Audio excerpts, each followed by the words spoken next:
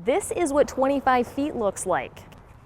That's the amount of space lawmakers say is the right distance for first responders during an active scene. Lawmakers are running up against the clock in their budget conversations. July 1st is a target deadline for the state. But for school boards out here and all across mid-Michigan, this deadline is a financial gamble that could affect the next school year.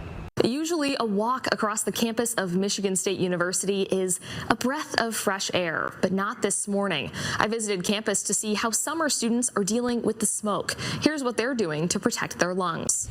What was supposed to be a relaxing holiday weekend has turned into a cleanup project for many mid-Michigan families who are dealing with storm damage, just like you can see here behind me. Look.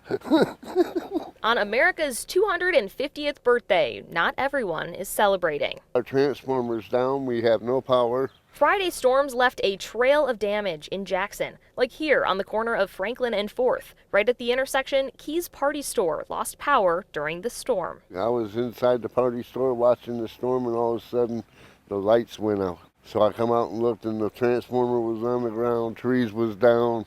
Edward Beebe says he lives and works right in the midst of this damage, and his home is without power too. I'm losing all my my frozen foods and everything. The damage is changing holiday plans for some too, like the owner of this car underneath this fallen tree. My son, he turned around, opened the door, and he said, "Oh, Dad, your car." I said, "What happened?" Efrain Gonzalez tells me he hopes his car will still start, but as he waits to learn more, he's stuck at home for the 4th. We got plans to go see family, but now with a car like that, no, we cannot go nowhere. So as some celebrate the holiday, for others, cleanup continues, and they're staying positive. It's just Mother Nature, I guess.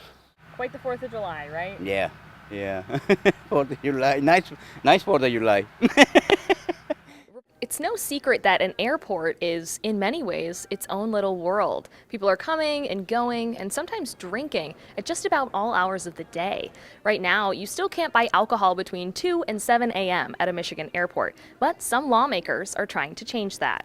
Thank you for flying Lansing. Right now, Michigan airports still have a last call, but that could soon be up in the air with a proposal to allow alcohol sales every hour of the day. So what this would do is provide that flexibility. So if somebody wants to grab a margarita or a Bloody Mary before they start their vacation or as they start their vacation here at the Lansing airport, it gives them the flexibility to be able to get that. For the CEO of the Capital Region Airport Authority, the change would be a win for travelers and the businesses serving them. It goes back to supporting our vendors. You know, we've got customers that are wanting a service and we've got vendors that are here and operating, and it provides another revenue stream for them. I talked with some travelers at Lansing's airport Monday who were on board with the change. Sometimes you're on a weird schedule, so you want to relax, have a beer, even if it's 7 a.m., then go for it. But not everyone is raising a glass to the idea. I think the energy early in the morning, it's coffee instead of alcohol. I don't really think it's necessary, quite honestly. I don't know many people that need to have a beer or alcohol between 2 and 7 a.m. But whether this bill takes off is now up to lawmakers.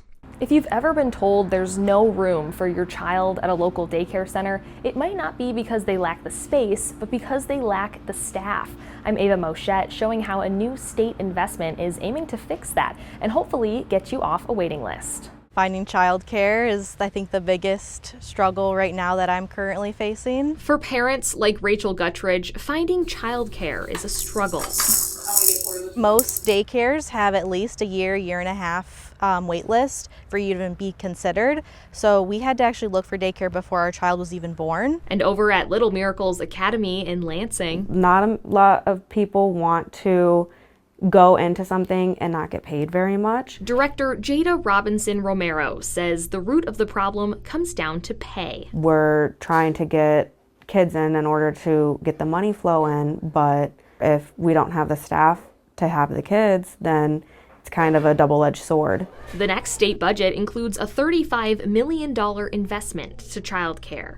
According to Governor Whitmer's office, this money is meant to attract, recruit, retain, and support high-quality professionals in the workforce, and it will be distributed to childcare and education centers across the state. For staff, this could mean higher wages are on the way. I feel like if it continues to go up and up, honestly, it's going to help everybody in the long run. Parents, teachers. Those in the industry say the investment from the state could mean other improvements too. The more staff we can get in, the more kids we can get in, which means the more money we have coming in.